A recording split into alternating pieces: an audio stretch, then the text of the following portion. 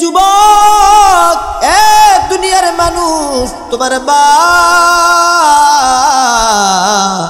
তোমাকে কত কষ্ট ক্লেশ করে লালন পালন করেছে জানো নি রে ভাই।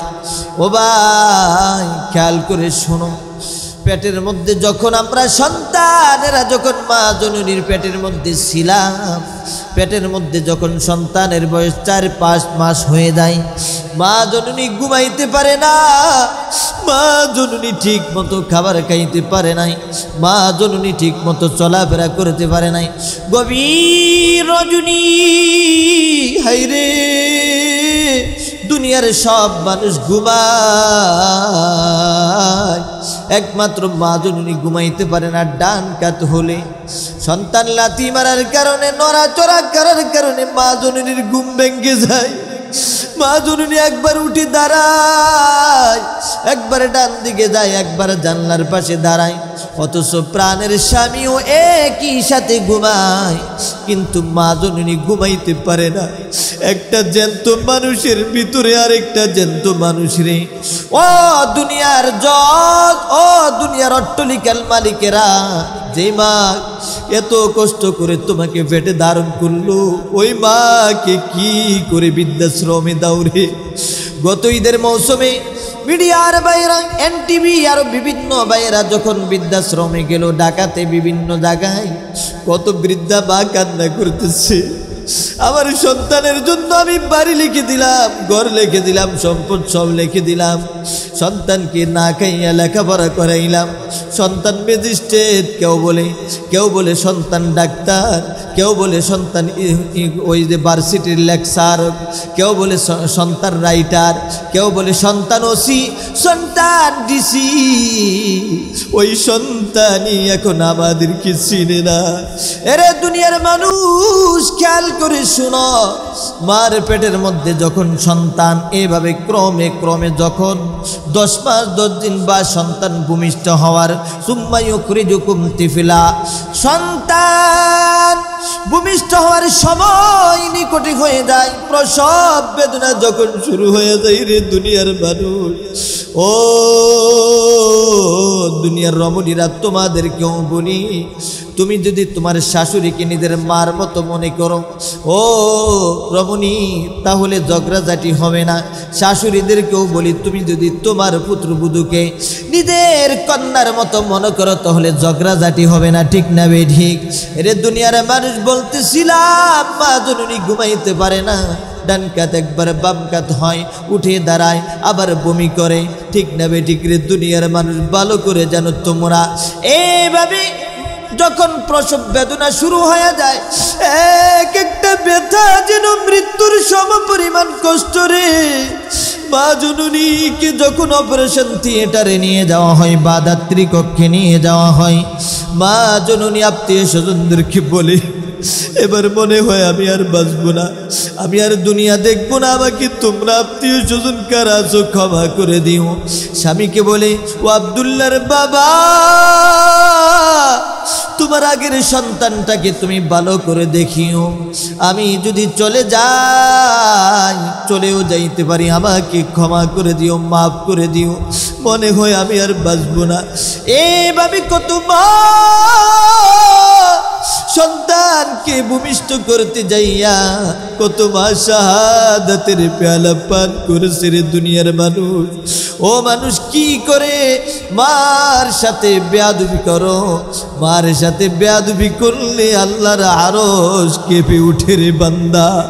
মার সাথে কখনো বেয়াদবি করবে না।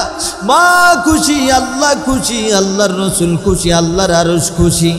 মা বাবা খুশি না, আল্লাহও খুশি হবে না রে ভাই।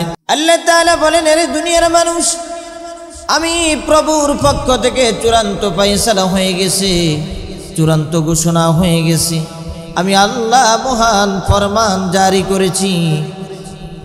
দুনিয়াতে মানুষদেরকে আমি আল্লাহ পাঠিয়েছি একমাত্র আমি আল্লাহর ইবাদতের জন্য। কিসের জন্য? আল্লাহ তাআলার ইবাদতের জন্য, আল্লাহর গোলামির জন্য।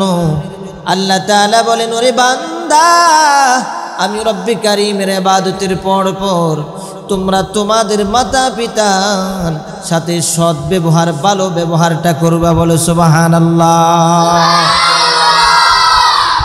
ইল্লা ইয়া, ইবাদত করতে হবে একমাত্র আল্লাহ তাআলা।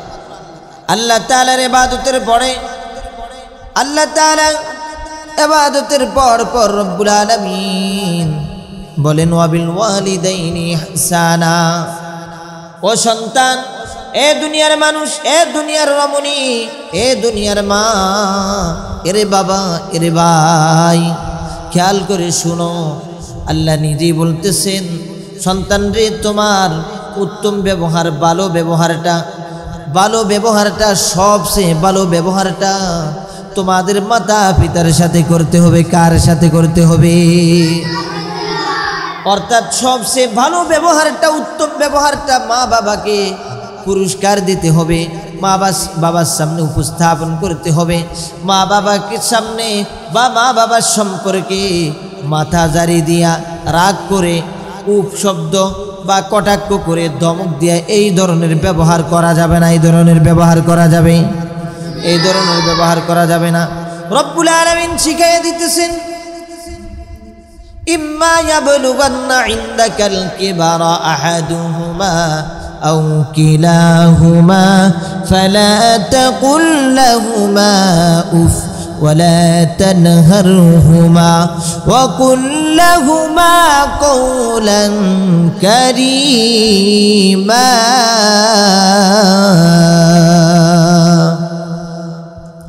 আল্লাহ তাআলা বলেন, বান্দারে, তোমার জীবদ্দশায় তোমার মা অথবা বাবা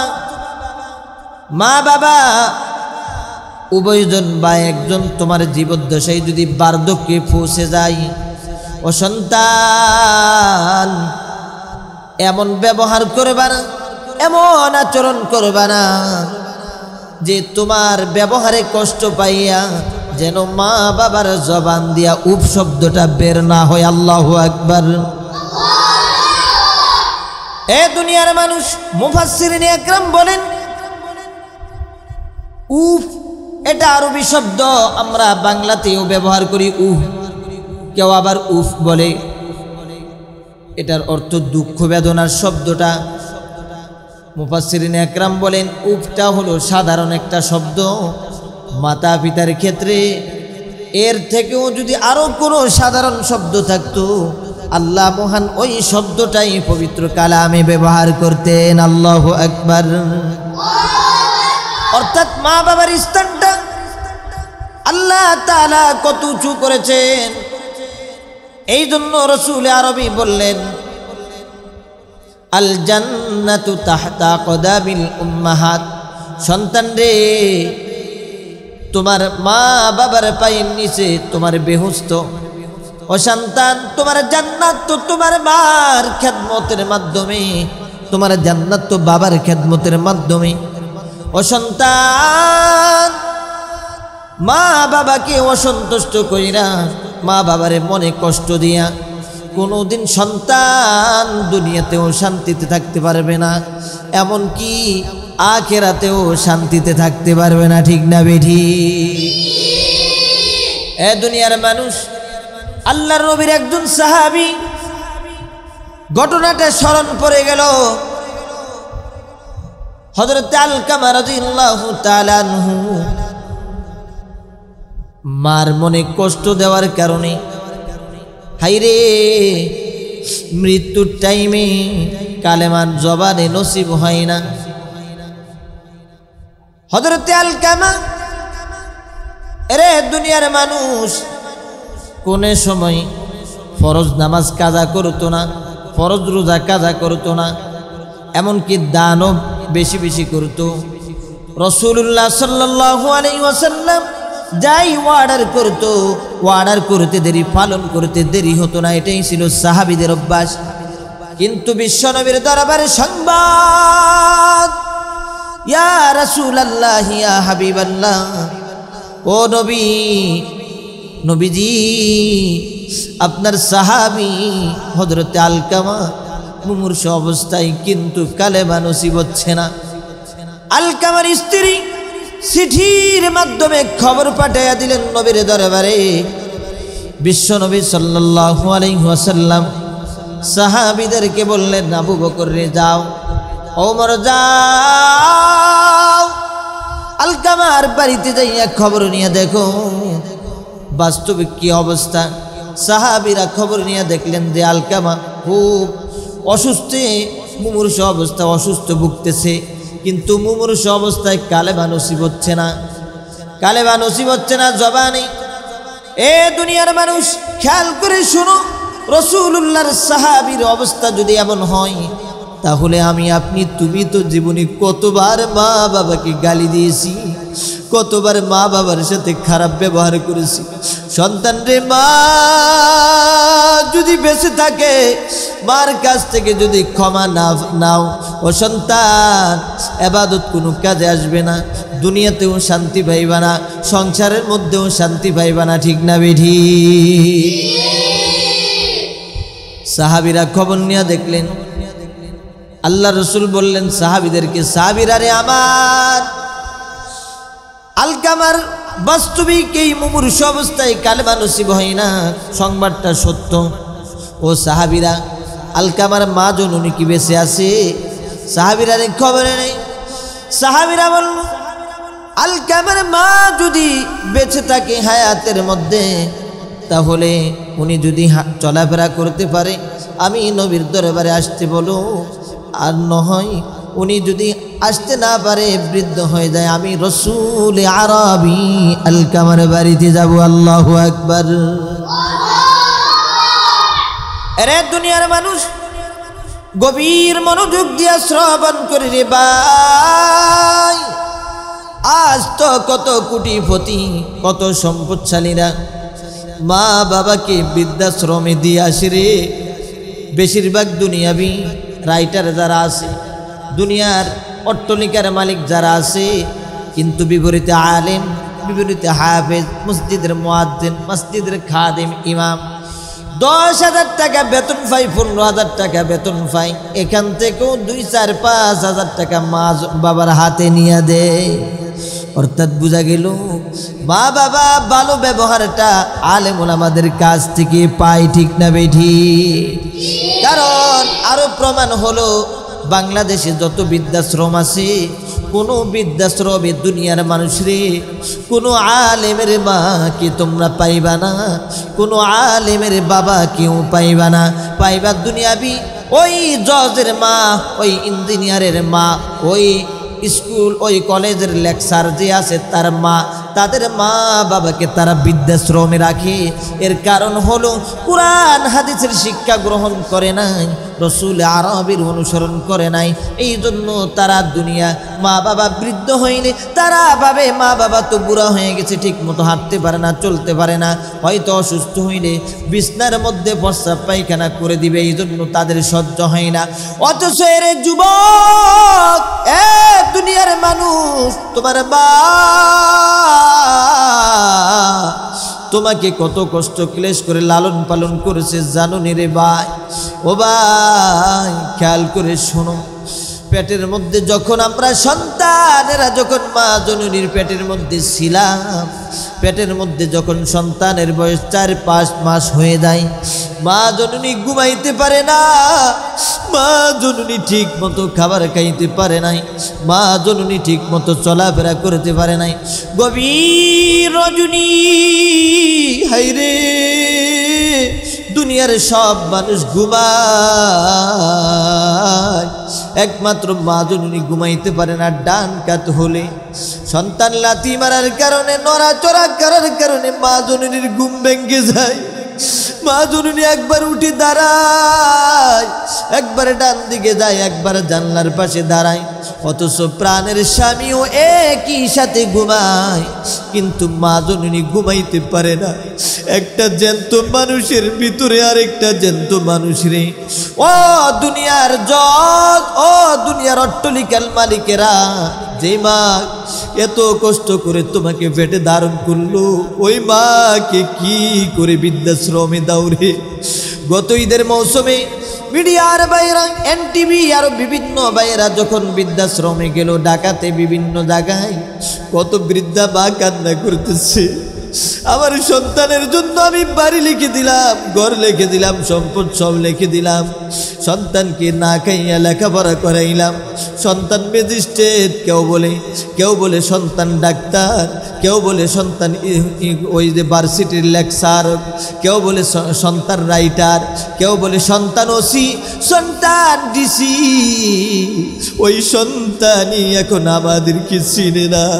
এরে দুনিয়ার মানুষ, খেয়াল করে শুনো, মার পেটের মধ্যে যখন সন্তান এভাবে ক্রমে ক্রমে যখন 10 মাস 10 দিন বা সন্তান ভূমিষ্ঠ হওয়ার সুম্মা ইউখরিজুকুম তিফলা, সন্তান ভূমিষ্ঠ হওয়ার সময় নিকটে হয়ে যায়, প্রসব বেদনা যখন শুরু হয়ে যায়, রে দুনিয়ার মানুষ, ও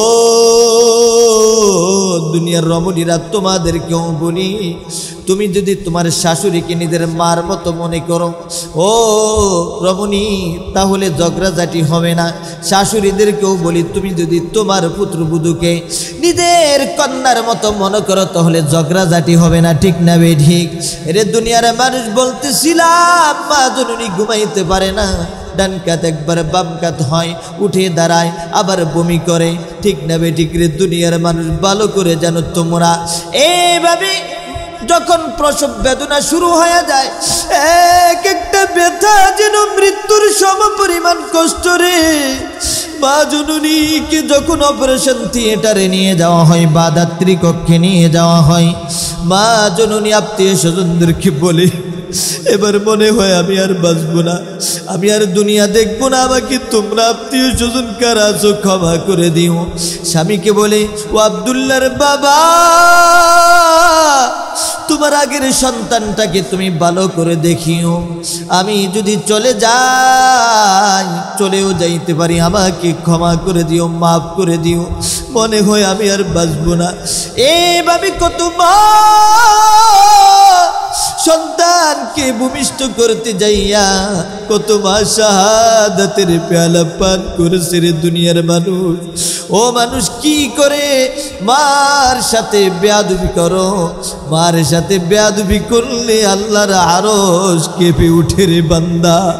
মার সাথে কখনো বেয়াদবি করবে না। মা খুশি, আল্লাহ খুশি, আল্লাহর রসুল খুশি, আল্লাহর আরশ খুশি। মা বাবা খুশি না, আল্লাহও খুশি হবে না রে ভাই। মা বাবা যদি অসুস্থ হয়ে যায়, মাদ্রাসার ছাত্ররা, ও দুনিয়ার মুসলমানেরা, খেয়াল করে শুনুক, তোমার জন্য তো ঠিক মতো খাবারও তখন আনতে পারে না, তোমার খোঁজ নিতে পারে না। ও বন্ধু, মা বাবা যাদের নাই তারা বুঝে, ওই মার সন্তান যখন ভূমিষ্ঠ হয়, একটা তাজা গরু জবাই করলে যতগুলা রক্ত, হাইরে রক্ত,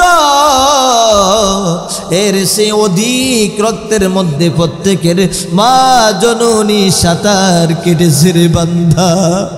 রে বান্দা, মা জননী সন্তান ভূমিষ্ঠ করতে যাইয়া রক্ত দিয়া গোসল হয়ে গেছে। ওরে দুনিয়ার মানুষ, আল্লাহর রসুল বলতেছি, সন্তান রে, এক সাহাবী বিশ্ব নবীকে বলতেছি, ইয়া রাসূলুল্লাহ, মা জননীর হক কিভাবে আদায় করব?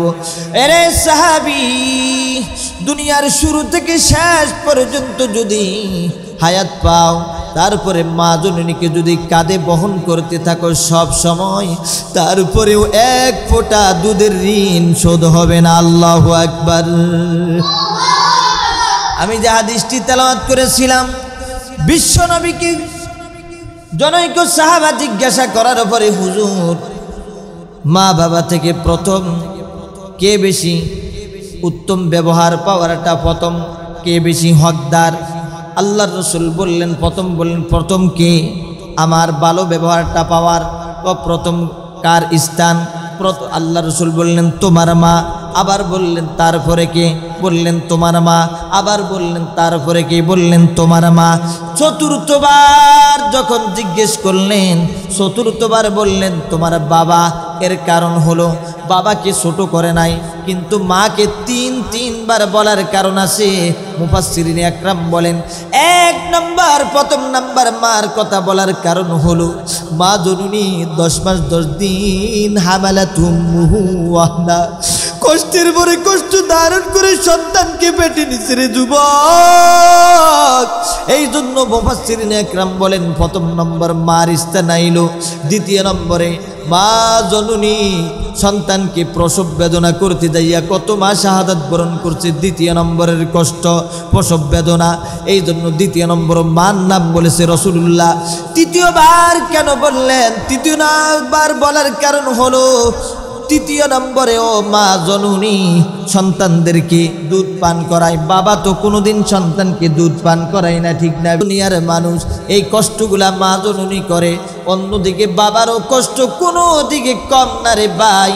আলোচনা করতেছিলাম, তোমরা হয়তো যুবকেরা ও দুনিয়ার মানুষ আপনারা হয়তো ভুলে গেছেন। মুসলমান বন্ধুরে আমার খেয়াল করে শুনো, হযরত আলকামার ব্যাপারে সংবাদ নেওয়ার পরে রাসূলুল্লাহ সাল্লাল্লাহু আলাইহি ওয়াসাল্লাম তার মা জননীর ব্যাপারে বললেন, তার মা যদি সুস্থ থাকে আমার দরবারে আসুক, আর সুস্থ না থাকলে আমি নবী স্বয়ং আলকামার বাড়িতে যাব। সুবহানাল্লাহ।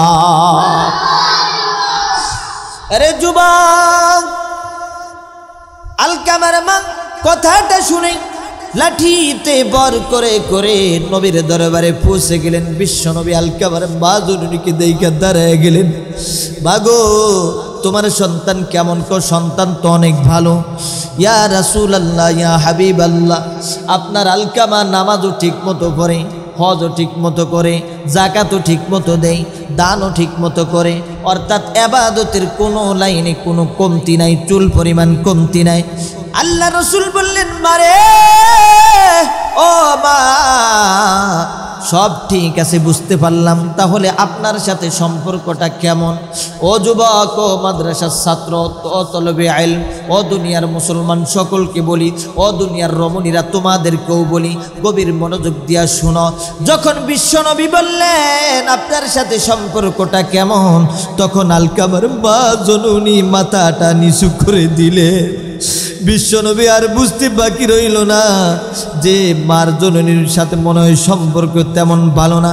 মাগো বলেন না কেন? বলেন, আমি বিশ্বনবী বলতেছি, আপনি বলেন কেমন সম্পর্ক? মা জননী বলল, হুজুর, ইয়া রাসূলুল্লাহ, সে সব সময় তার স্ত্রীকে আমার উপরে প্রাধান্য দিয়ে থাকে, তার কথাটা বেশি অগ্রগামী মনে করে।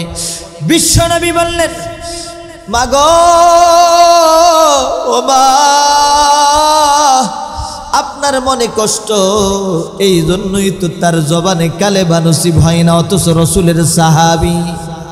ও মা, আল্লাহ রসুল বললেন সাহাবীদেরকে, আবু বকর, উমর, ও বেলাল, ও উসমান, আলী, বাগান থেকে কাঠ নিয়ে আসো, কাঠ আইনা এগুলাকে আগুনে জ্বালাও, প্রজ্বলিত করো, যেন বেশি আগুনের পাওয়ার হয়। দাউ দাউ করে বেশি আগুনের যখন পাওয়ার হলো, আগুনটা যখন দাউ দাউ হলো, প্রজ্বলিত হলো, আগুনের পাওয়ারটা যখন বাড়লো, জ্বলন্ত অঙ্গার হয়ে গেল, তখন কি করলো? বিশ্বনবী বললেন, ও সাহাবীরা, এখন আলকামার বিচার হয়ে যাক। এখন যদি আলকামার বিচার হয়ে যায়, তাহলে কিয়ামতের আদালতে আর বিচার হবে না। আল্লাহ রসুল বললেন, সাহাবীরা রে, আলকামাকে বিচার করে ফেলো, এখন আমি রসুলের ওয়ার্ডারে এই জ্বলন্ত আগুনের মধ্যে ফেলে দাও। এই কথা বলতে দেরি আলকামার মা কান্না করতে দেরি করে নাই। ও দুনিয়ার মানুষ, কারণ মাকে যত কষ্ট দেখ না কেন, কোনো মা এটা বরদাস্ত করে না আমি বেঁচে থাকতে আমার সন্তান কষ্ট করুক, ঠিক না বেঠি? সন্তানের জ্বর হলে মার ঘুম নাই, সন্তান অসুস্থ হলে মার ঘুম নাই, সন্তান বিদেশের বাড়িতে পেরেশান, সমস্যা আছে, বালাস হয়ে গেছে, এইদিকে মার দিলে দিলে স্মরণ হয়ে যায়। মা রাত্রবেলা ঘুম নাই, দিনের বেলা ঘুম নাই, কোনো কিছু।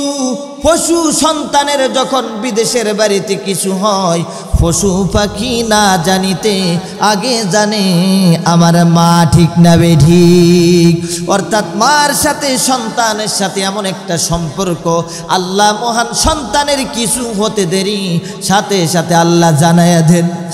আমার মা জননী বেঁচে আছে, প্রায় যখন বাড়িতে যাই বেশি সময় দিতে পারি না, মাদ্রাসা মসজিদ এবং মাহফিলের ব্যস্ততার কারণে মা জননী বিদায় দিতে চাই না। সন্তানরা আরও একবেলা যদি থাকতি, এই খাবারটা যদি খাইতি। মা জননীর দরজার সামনে দাঁড়ায়া থাকে, তাকায়া থাকে সন্তানদের দিকে। যতক্ষণ সন্তান নজরে পড়ে মা জননী চেহারাটা ফিরাই না, চক্ষু ফিরাই না।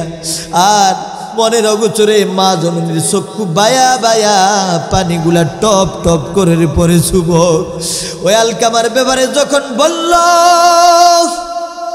যে আগুনে নিক্ষেপ করো, আলকামার মা কান্না শুরু করে দিচ্ছে। বিশ্বনবী বলতেছে, আলকামার মা এখন যদি বিচার না করি গো, তাহলে কিয়ামতের আদালতে আল্লাহ তাআলা তার জন্য জাহান্নাম নির্ধারণ করে ফেলবে। এই জন্য আগুনটা হলো আর তার বিচার। কোনা ইয়া রাসূলুল্লাহ, ইয়া হাবিবাল্লাহ, ও নবী আমার, আমি মা জননীর বেঁচে থাকতে আমার সামনে আমার সন্তান আগুনে জ্বলবে, আমার সন্তান জ্বলে পুড়ে ছাই ছাই হবে, এটা আমি মা অন্তত বরদাস্ত করতে পারবো না গো ইয়া রাসূলুল্লাহ। তাহলে মাগো আপনি আপনার সন্তানকে ক্ষমা করে দেন। হ্যাঁ ক্ষমা করে দিলাম। আল্লাহ রসুল বললেন, সাহাবীরা রে যাও যাও, আলকামার বাড়িতে যাইয়া দেখো তার মা জননী আমি নবীর সামনে শর্মিন্দা পড়ে বা লজ্জিত হওয়ার কারণে ক্ষমা করেছে না বাস্তবিক দিল থেকে ক্ষমা করেছে। রাসূলুল্লাহ সাহাবীদেরকে পাঠাইয়া দিলেন আলকামার বাড়িতে যায়। কারণ যদি বাস্তবিক ক্ষমা করে তাহলে আলকামার জবান দেয়া কালেমা নসিব হবে, আর যদি ক্ষমা না করে কালেমা নসিব হবে না। সাহাবীরা ঘোড়ায় দৌড়ায়া তাড়াতাড়ি রমরম রওনা হয়ে গেলেন। সাহাবীদের জামাত আলকামার বাড়িতে দরজায় নক করবে, এই মুহূর্তে নক করছে। আবু বকর ওমর ওসমান আওয়াজ দিবে, এই মুহূর্তে আলকামার জবান দিয়া কালেমা শোনা যাইতেছে, লা ইলাহা ইল্লাল্লাহু মুহাম্মাদুর রাসূলুল্লাহ। এ যুবক, এ মুরব্বী বাবা, এ আলেম ওলামা, খেয়াল করে শুনো। কলেজ ইউনিভার্সিটির মতো আলেম ওলামারা বৃদ্ধাশ্রমে মা বাবাকে রাখে না। গত ঈদের পরে দেখলাম ওই যাত্রাবাড়ির মোড়ে মিডিয়ার মধ্যে ধরছে, এনটিভিতে চ্যানেল আইতে একজন বৃদ্ধা মহিলাকে দুইজন ভদ্রলোক গাড়ি দিয়ে এসে নামায়া থুইয়া গেছে, তার উপরে কোনো সন্ধান নাই। অর্থাৎ মার অবস্থা যদি এমন হয় রে,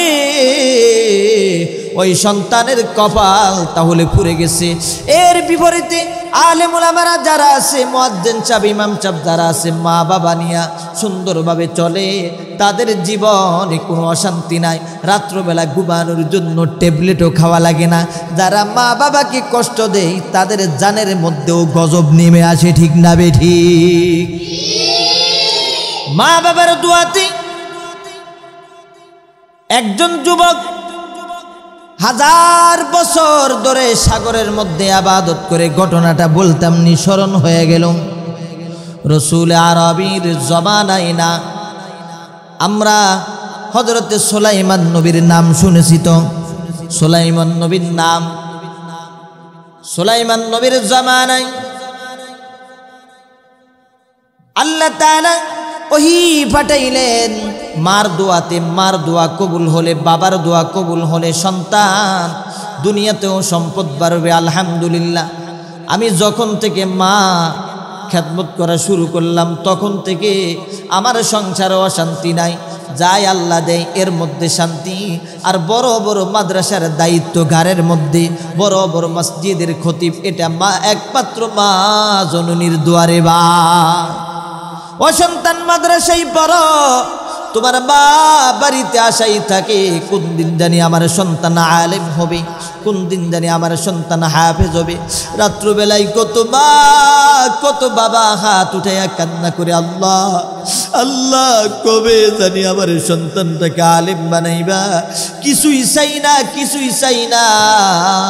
আমাদেরও মাদ্রাসা আছে, অনেক অভিভাবকেরা বলে যে হুজুর কিছুই চাই না, অন্তত সন্তানটা যেন আমার জানাজা পড়াইতে পারে।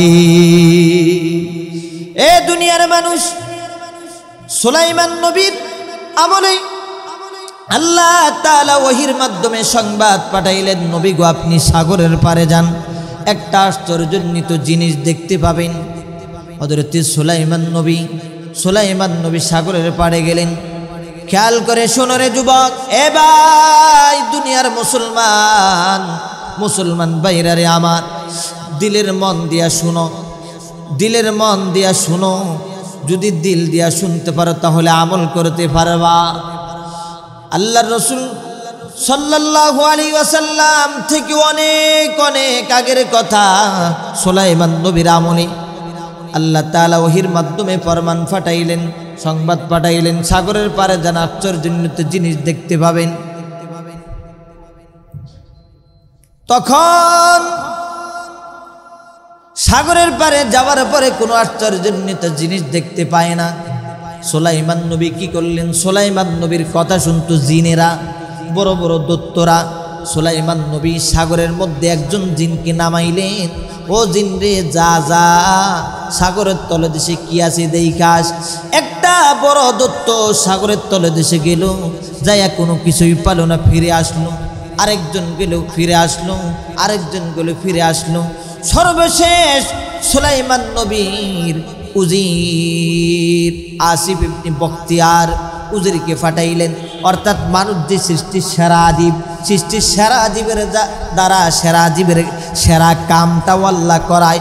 যখন আল্লাহর নবী সুলাইমানের হুকুমে সাগরে গেলেন, সাগরে ডুব দেওয়ার পরে ওই আসিফ একটা বিশাল গম্বুজ মাথায় নিয়ে নবীর দরবারে উপস্থিত করলো। সুবহানাল্লাহ। হযরত সুলাইমান নবী গম্বুজটা দেখে হতভম্ব হয়ে গেলেন। হযরত সুলাইমান নবী দেখলেন কি গম্বুজের গেটটা খোলা, আর গম্বুজের ভিতরে একটা যুবক দাঁড়াইয়া নামাজ আদায় করতেছে। সুবহানাল্লাহ। যুবক যখন ডানে সালাম ফিরালো, বামে সালাম ফিরালো, আল্লাহর নবী সুলাইমান যুবককে সালাম দিলেন। তাহলে সালাম দেওয়া এটা নবীদের সুন্নত, ঠিক না বেঠিক? আমাদের নবীও বড় ছোট সকলকে সালাম দিত। আমরাও দুনিয়ার মুসলমান, সালামের প্রচলন কমে গেছে। আসসালামু ক্বাবলাল কালাম, আগে সালাম পরে কালাম। এখন আমরা আগে কথা বলি, অমুকের বাপ বাড়িতে আসেনি এভাবে ডাক দিই, অথচ বাড়িতে যাইয়া ইয়া আইয়ুহাল্লাযীনা আমানু লা তাদখুলু বুয়ুতান গায়রা বুয়ুতিকুম হাত্তা তাস্তানিসু ওয়া তুসাল্লিমু আলা আহলিহা। আগে বাড়ির আহাল যারা আছে, বাড়িওয়ালা যারা আছে, তাদেরকে সালাম করো, তারপরে ডাক দাও অমুকের বাপ বা অমুক হুজুর, অমুক মাতবর বাড়িতে আসেনি। আমাদের স্বভাবগুলো চেঞ্জ করতে হবে। যত সালাম বাড়াবো তত সম্পর্ক বাড়বে, মহাব্বত বাড়বে, ঠিক না বেঠিক? আল্লাহর নবী সুলাইমান যুবককে সালাম দিলেন। সালাম দেওয়ার পরে যুবককে প্রশ্ন করলেন, আরে যুবক, কি করে এত বড় উপটৌকন তুমি পাইলা? আল্লাহ তাআলা আমার প্রতি ওহী নাজিল করেছে, আশ্চর্যজনিত জিনিস দেখতে পাবো।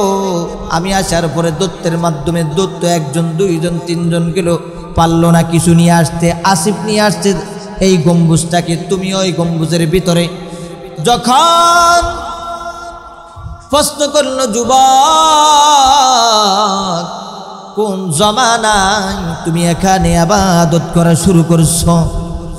নবী আমার ইব্রাহিম নবীর জমানায় আল্লাহ তাআলা আমাকে কবুল করেছে। সুবহানাল্লাহ। আরে যুবক, কি করে এত বড় উপটৌকন পাইছো? ও নবী, আপনি শুনেন, খেয়াল করে শুনেন। নবীকে বলতেছে, যুবকে বলতেছে, হুজুর আমার মা অসুস্থ ছিল, বাবা অসুস্থ ছিল। মা ছিল অর্ধাঙ্গনী, বাবা ছিল অন্ধ, লুলা হাতুরা হাঁটতে পারতো না। আমি সব সময় মা বাবাকে কোলে নিয়া মা বাবার খেদমত করতাম। গোসল দিতাম, পরিষ্কার করতাম, যত রকমের খেদমত দরকার চুল পরিমাণ আমি ব্যতিক্রম করি নাই। এইভাবে আস্তে আস্তে আমার বাবা একদিন আল্লাহর দরবারে চলে যায় না ফেরার জগতে। আমার বাবা মুমূর্ষ অবস্থায় যখন তখন দোয়া করল, আল্লাহ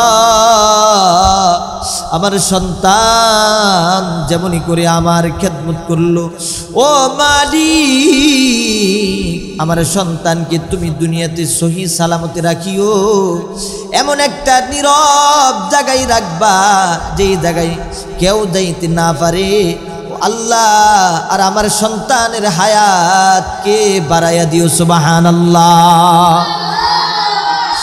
হুজুর আমার বাবা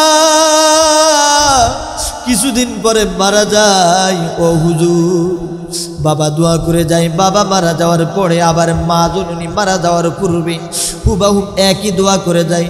মাও চলে গেল, বাবাও চলে গেল, আমার আর বাড়িতে ভালো লাগে না হুজুর। আমি একবার হাঁটতে হাঁটতে ইব্রাহিম নবীর আমলে জমানায় আমি সাগরের পাড়ে গেলাম। সাগরের পাড়ে যাইয়া দেখি এই গম্বুজটা সাগরের পাড়ে, কিন্তু গম্বুজটা এত সুন্দর আপনারা দেখতেছেন। আমার মনে চাইল গম্বুজের ভিতরে প্রবেশ করতে। গম্বুজের ভিতরে প্রবেশ করতে দেরি হুজুর সাদা পোশাক পরিহিত কিছু লোক কান্দে কইরা আমাকে সাগরের তলে দেশে রেখে আসছে, সুবহানাল্লাহ। তখন সুলাইমান নবী বললেন, কোন নবীর জমানায়? কয় ইব্রাহিম নবীর জমানায়।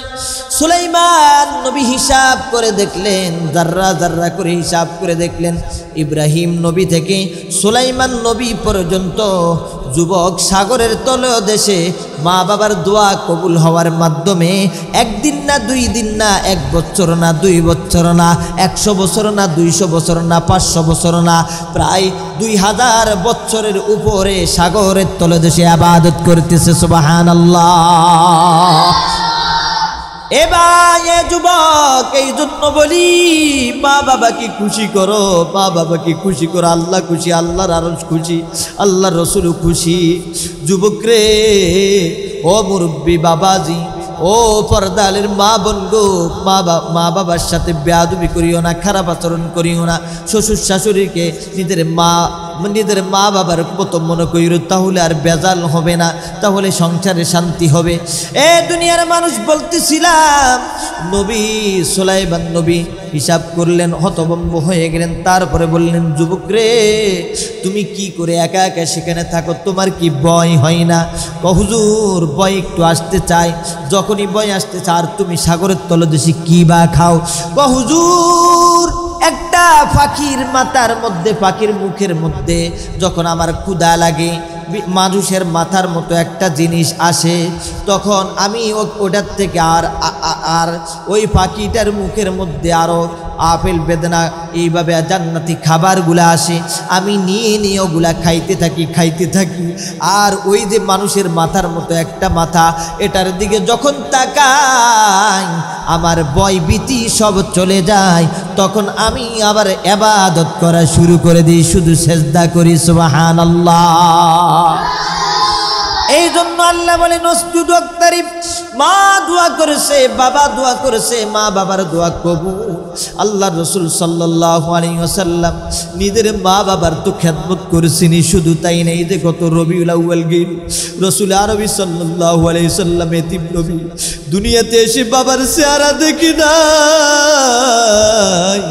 সকালবেলা যখন খেলাধুলা করতে যাইতো, মা কি বলতো, মা গো, ও মা আমার বাবা কোথায়, আমার বাবা কোথায়? আল্লাহ রসুল সাল্লাল্লাহু আলাইহি ওয়াসাল্লামের মা জননী নিজের বাবাকে দেখাবে, অর্থাৎ কবর দেখাবে। কবর দেখানোর জন্য যখন গেল, প্রতিমধ্যে বাবার কবর দেখতে যাইয়া মা জননীও দুনিয়া থেকে বিদায় নিয়ে চলে গেছে। এই জন্য রসুল আরবি বুঝে এতিম হইলে কত কষ্ট, কত দুঃখ, কত বেদনা। এই জন্য আল্লাহ আয়াত নাজিল করেছে, ফাআম্মাল ইয়াতীমা ফালা তাকহার। ওরে দুনিয়ার মানুষ রে, এতিমকে ধমক দিও না, গলা জারি দিয়ে কথা বলিও না, ধমকাইয়া কথা বলিও না। এতিম সন্তান যদি দেখো, মাথার মধ্যে হাত বুলাইয়া দিবা, মাথায় যতগুলো পশম আছে ওই পরিমাণ সওয়াব দুনিয়ার মানুষ তোমাদের আমল নামায় আল্লাহ লিখে দিবে। সুবহানাল্লাহ। সুলাইমান নবী বললেন, ও যুবক, তুমি কি আমাদের সাথে থাকবা না চলে যাইবা? ও হুজুর, না না, আমি যে আল্লাহর ইবাদত করতেছি, কত শান্তিতে আছি, আরামে আছি, আমাকে সেখানে দিয়ে আসুন। এই জন্য বলি দুনিয়ার মানুষরে, মা বাবার অন্তর, মা বাবার সাথে কেউ যদি বেয়াদবি করো, সন্তানেরা, দুনিয়ার মানুষেরা আজকে যাইয়া ক্ষমা চাই আনিবা। ও দুনিয়ার মানুষ, মিডিয়ার মাধ্যমে সারা পৃথিবীতে আলোচনা ছড়ায় পড়বে, যেখান থেকে শুনবা তখনই মার সাথে বেয়াদবি করলে আল্লাহর কাছে ক্ষমা চাইবা।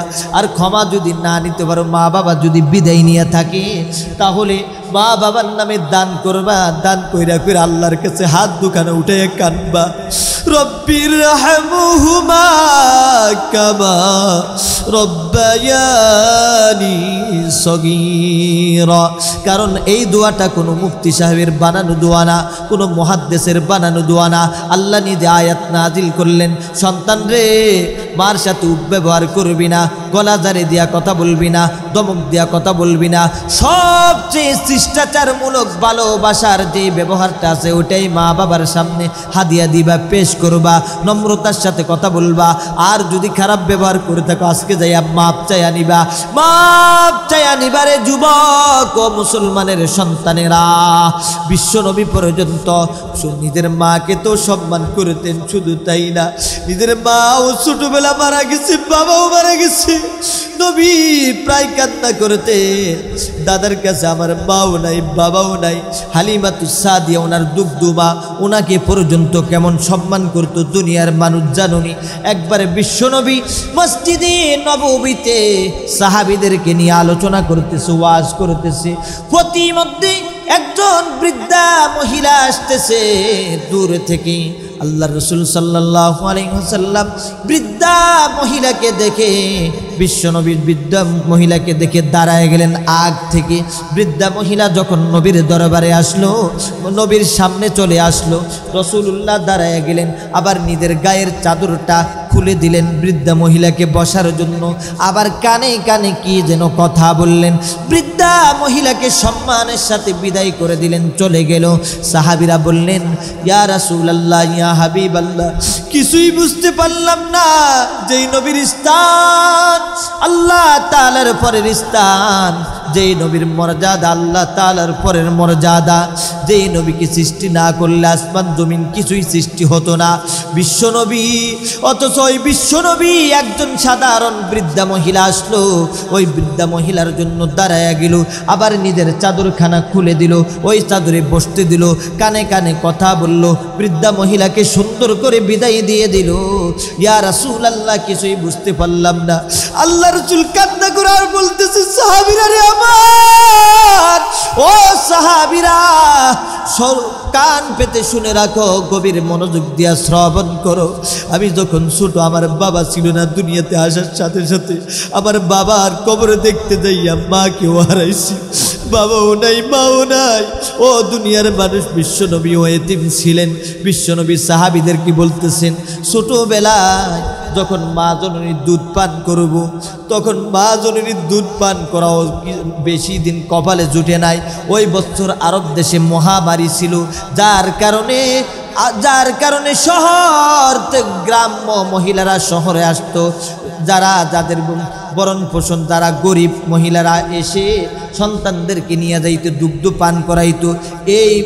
আবার এর বিনিময়ে ফ্যামিলির লোকেরা বহন করত।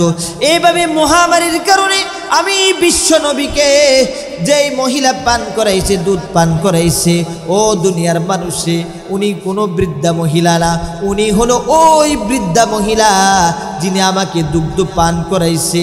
উনি হলো হযরতে হালিমাতুস সাদিয়া, যিনি আমাকে দুধ পান করাইছে। এই জন্যই এই আমার মা জননীর জন্য, হালিমাতুস সাদিয়ার জন্য বিশ্বনবী দাঁড়াইছে, বিশ্বনবী বসছে, চাদরখানা খুইলা দিছে, কানে কানে কথা বলছে। এটাই নবীর আখলাক। সাহাবীরা রে, এই আখলাক যতদিন দুনিয়াতে বিরাজমান থাকবে অতদিন সংসারের মধ্যে শান্তি হবে, সন্তান পেরেশান হবে না, মার দিকে নেক নজরে তাকাবে, কবুলিয়তের সওয়াব পাওয়া যাবে। আজ অথচ দেখা যায় মা বাবা কত কষ্ট করে সন্তানকে মানুষ করলো।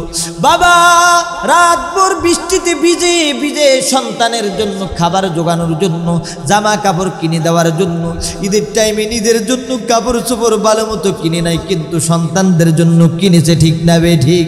ওই বাবা যে রাতভর কত কষ্ট করে রিক্সা চালায়, কষ্ট করে গাড়ি চালায়, কষ্ট করে প্রবাসে কত কষ্ট করে, ও দুনিয়ার মানুষ।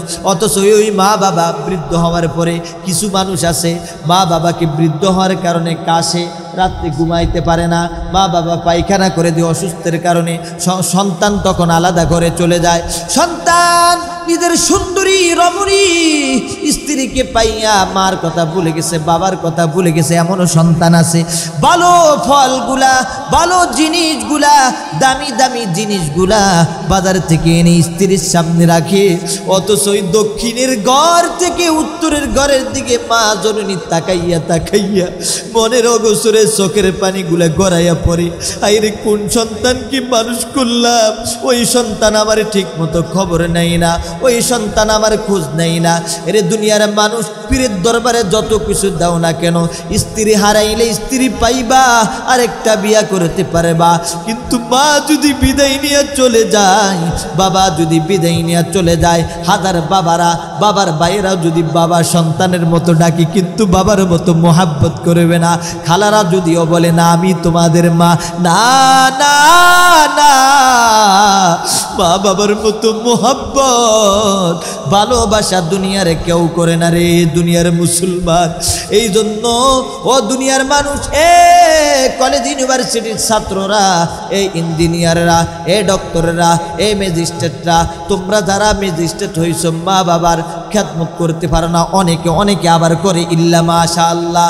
কিন্তু দেখো মাদ্রাসার আলেম ওলামা, মাদ্রাসায় যারা পড়াইতেছো, যে মা বাবা, তোমাদের কবল কত ভাগ্য, তোমাদের সন্তান তোমাদের ছাড়া একটা টাকাও বেতন প্রথম মাসের পাইলে মা বাবাকে খবর দেয়, পান আগে এনে মা বাবাকে দেয়। তোমাদের সাথে কত সুন্দর সম্পর্ক, এটা একমাত্র শ্রেষ্ঠ কালামুল্লাহ শিক্ষা দেওয়ার কারণে, ঠিক না বে ঠিক? এই জন্য দুনিয়ার অভিভাবকদের কি বলবো, কলেজে পড়াও সমস্যা নাও, ডক্টর বানাও সমস্যা নাই, ইঞ্জিনিয়ার বানাও সমস্যা নাই, সর্বপ্রথম তোমার সন্তানদেরকে কোরআন হাদিসের এলেম শিখাও, ঠিক না বে ঠিক? যারা দুনিয়াকে প্রাধান্য দিবা তাদের কপালটা বৃদ্ধাশ্রমে যাবে, আর যারা কোরআনকে প্রাধান্য দিবা তাদের কপাল ছেলে সন্তান আলেম ওলামা যখন আলেম হাফেজ হবে তাদের সাথে হবে, আর তাদের সাথে হলে ওই হাফেজ যখন হবে কিয়ামতের আদালতে হাফেজ কোরআনের মা বাবাকে নূরের টুপি পরাইয়া জান্নাতের মেহমান আল্লাহ বানায়া দিবে। এ দুনিয়ার মানুষ, বাকি যারা আছে অন্তত একটা সন্তান বা একটা কন্যাকেও আলেম বানানো বা হাফেজা বানানোর চেষ্টা করো, আল্লাহ বানাবে। মাদ্রাসায় দিয়া যাইবা আর রাত্রবেলা হাত উঠাইয়া দোয়া করবা, আল্লাহ আমার সন্তানকে আলেম বানাও, আমার সন্তানকে বুজুর্গ বানাও। ও নবীরা পর্যন্ত দোয়া করেছে, নবীরা পর্যন্ত দোয়া করেছে, আমরা কেন দোয়া করতে পারবো না? দোয়ার মাধ্যমে পরিবর্তন হয়, দোয়ার মাধ্যমে বিপদ কাটে। ও দুনিয়ার অভিভাবকেরা, ও মা ও বাবা, যদি দোয়ার মতো করতে পারো, সাওয়ার মতো যদি চাইতে পারো, জবানকে পবিত্র বানায় যদি বলতে পারো আল্লাহ মহান এখনো তোমার দোয়া কবুল করে সন্তানকে জমানার শ্রেষ্ঠ সন্তান মামুনুল হকের মতো বানাবে, ঠিক না বে ঠিক? সন্তানকে জমানার শ্রেষ্ঠ বীর আল্লাহ মাহমুদ শফি সাহেব রহমতুল্লাহ আলাইহির মতো বানাবে, সাইদি সাহেব রহমতুল্লাহ আলাইহির মতো বানাবে। কিন্তু শর্ত হলো মা বাবা সন্তানকে মাদ্রাসায় তো দিবে, দোয়া দোয়াও করতে হবে, খোঁজখবর নিতে হবে, আবার শিক্ষকদের সাথে ভালো সম্পর্ক রাখতে হবে। এখন দেখা যায় একটা বাড়ি খাইলে শিক্ষকদের বিরুদ্ধে মামলা মোকদ্দমা বিচার শুরু হয়ে যায়, আর অথচ আমরা যে কত বাড়ি খাইছি। আমি আব্দুল কাদের মনে করি উস্তাদের বাড়ির আর শাসনের কারণে আজকে সারা পৃথিবীতে হাজার হাজার মানুষ, বা আমার মসজিদে প্রায় 4 থেকে 5 হাজার মুসল্লিরা আমার পিছনে দাঁড়াইয়া দাঁড়াইয়া নামাজ পড়ে। এটা আমার উস্তাদদের অবদান, ঠিক না বেঠিক? ও সন্তান, ও অভিভাবক, তোমরাও যদি সহনশীল হও, আগে বলতো যে হুজুর আপনার কাছে দিয়ে গেলাম, হাড্ডিটা আমাদেরকে দিবেন, গোস্তটা আপনাদের, কিন্তু এমন তো গোস্ত কেউ নিবে না, এটা ভালোবাসার জন্য তুমি দোয়া করবা। বিপরীতে 2-1টা ঘটনা করতে পারে, যাদের এলমে দিন যারা বুঝে নাই তারাই হয়তো নির্যাতন করে বিভিন্ন কিছু। কারণ হাজার হাজার মাদ্রাসা থাকলে বিপরীত শয়তান তো আছে, শয়তানের ধোঁকা পড়ে কোনো উস্তাদ বিভিন্ন একটা দুর্ঘটনা বা মারতে পারে, বিভিন্ন কিছু করতে পারে। কিন্তু আমরা মাদ্রাসায় একটা কিছু হলে এটা বেশি করে দেখি, বিপরীতে কলেজ ইউনিভার্সিটিতে কত ঘটনা ঘটে, কিন্তু এ করি না।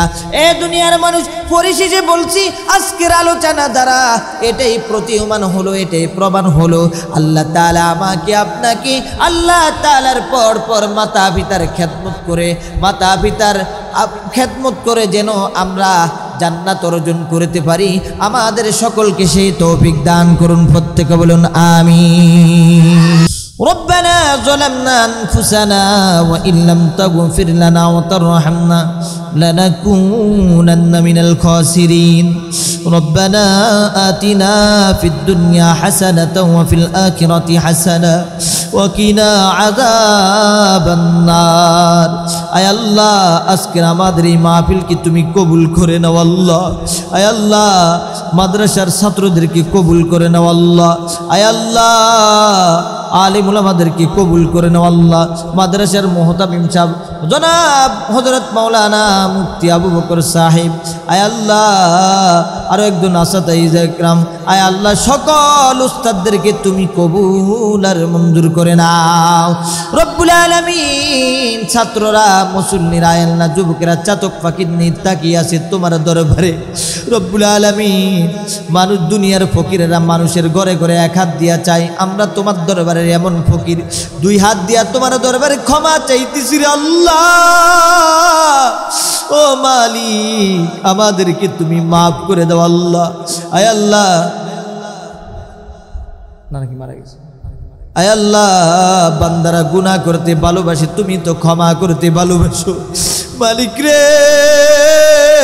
তোমার নাম তো গফফার, আমরা গুনাহগার, তুমি আমাদেরকে ক্ষমা করে দাও রে আল্লাহ। আয় আল্লাহ যারা কবরবাসীরা নাফেরার জগতে চলে গেছে, আমাদের অনেকের মা বাবা, দাদা দাদি, আমার বাবা নাই, কত মানুষের মা নাই, বাবা নাই, আত্মীয় স্বজন, পাড়া প্রতিবেশী, বন্ধু বান্ধব কবরে চলে গেছে আল্লাহ। প্রত্যেককে তুমি মাফ করে দাও। আয় আল্লাহ আমার পাশে বসে নিয়ে হুজুরের, আয় আল্লাহ নানা চলে গেছে, নানার কথা স্মরণ হয়ে গেছে, নানা কত মোহাব্বত করতো নাতিকে, আজকে নানা নাই, নাতি হইয়া বারবার নানাকে মিস করে। কত টাইমে নাতির জন্য কত মজা, কত খাবারও কিনে দিয়েছে, আজকে নানা নাই। নানার ভালোবাসাটাও তো আর কেউ দিতে পারবে না রে আল্লাহ। নাতি হইয়া নানার জন্য দোয়া চাইনো, মেহেরবানি করে আয় আল্লাহ তোমার বান্দার নানাকে তুমি মাফ করে দাও আল্লাহ। আয় আল্লাহ আবার বলি, যাদের আব্বা আম্মা চলে গেছে মাফ করে দিও। আয় আল্লাহ এই অত্র এলাকায় যত মানুষ, যত মুসলমান ভাই বোনেরা কবরে চলে গেছে, আয় আল্লাহ প্রত্যেককে মাফ করে দিও, প্রত্যেকের কবরগুলা জান্নাতের বাগান বানায়া দিও। ও মালিক মদিনা ওয়ালার সাথে যোগাযোগের ব্যবস্থা করে দিও আল্লাহ। আল্লাহ রে এই মাদ্রাসাকে কিয়ামত পর্যন্ত কবুল করে নাও, এই ছাত্রদেরকে আয় আল্লাহ তুমি কবুল করে নাও, এদেরকে বড় বড় আলেম বানায়া দাও, বড় বড় হাফেজ বানায়া দাও। আয় আল্লাহ আসমানি ইলম দান করে দাও, এই মাদ্রাসা বিশাল বড় কওমি ইউনিভার্সিটি হিসেবে কবুল করে নাও আল্লাহ। তোমার হাবিবের তোফাইলে দরখাস্ত মঞ্জুর করে নাও। আমাদের পক্ষ থেকে লক্ষ কোটি গুণ হাদিয়া বিশ্ব নবীর রওজার ধারে পৌঁছায়া দাও মালিক রে। এই দিনের জন্য আয় আল্লাহ তোমার বন্ধুর দান মুবারক শহীদ হয়েছে আল্লাহ। তাইফের ময়দানে দুষ্ট কাফেররা পাথর মেরে শরীর রক্তাক্ত করেছে আল্লাহ তোমার বন্ধুর দিন রক্ত মাখা দিন তোমার বন্ধু নামাজ পড়তে গেছে কাফেররা নারী বুড়ি দিয়া চাপাও দিছে এই জমানায় এত মুসলমানদের মধ্যে কিছু মুনাফিক শাহিদা লেবাস দইরা আবার ইসলামের বিরোধিতা করে নবীর বিরোধিতা করে আয় আল্লাহ তাদের কপালে যদি হেদায়েত থাকে হেদায়েত দিও আর হেদায়েত না থাকলে নমরুদের মতো সাদ্দাদের মতো দুনিয়া থেকে ধূলিসাৎ করে দিও আল্লাহ কত তাগুত কত ফেরাউনের চরিত্রের অধিকারী কত লোক কত শাসকদেরকে তুমি ধ্বংস করে দিছ মালিক রে নবীর বিরুদ্ধে যারা কথা বলবে কুরআনের বিরুদ্ধে যারা কথা বলবে তোমার বিরুদ্ধে কথা বলবে তাদেরকে তুমি দুনিয়া থেকে ধ্বংস করে দিও আল্লাহ এই বাংলাদেশে আয় আল্লাহ খলিফা উমরের মতো একজন শাসনকর্তা বসায়া দিও আল্লাহ আয় আল্লাহ এই বাংলাদেশের মধ্যে শান্তির ফয়সালা করিও আল্লাহ বাংলাদেশের ইউনিভার্সিটিগুলোর মধ্যে আয়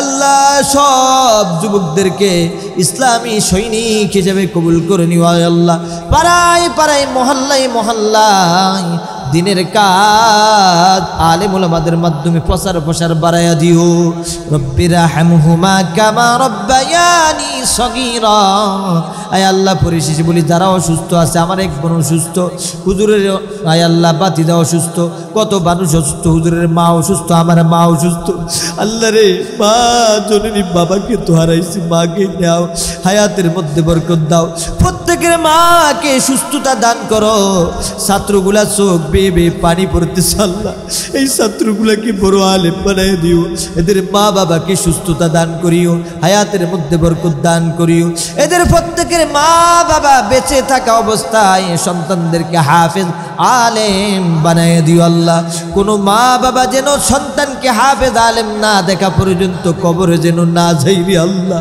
আয় আল্লাহ জানি না কোন দিন ডাক দিবা যেই দিন ডাক দিবা আয় আল্লাহ তোমার বন্ধুকে এক নজর স্বপ্নে যোগে দেখাইয়া জবানে জারি করে দিও লা ইলাহা ইল্লাল্লাহু মুহাম্মাদুর রাসূলুল্লাহ।